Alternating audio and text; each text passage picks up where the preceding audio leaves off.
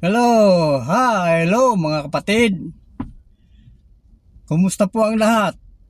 Narito na naman po ako dahil mayroon naman po tayong tatalakayin. Ito po ay ang tungkol sa gaano ba kalaki ang langit o gaano rin kalaki ang impyerno. Yan po ay tanong po lamang. I-comment nyo na lang po kung anong inyong sagot dahil sa mga susunod po nating pag-uusapan ay ang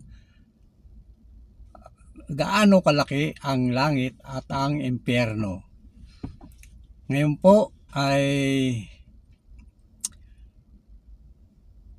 yan lamang po ang itatanong natin sa aking mga viewers.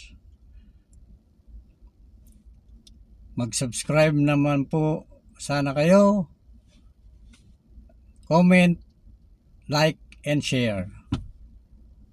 Alpha and Omega po ang aking account. Hindi po ako yon, ang ating amang nasa langit po iyon.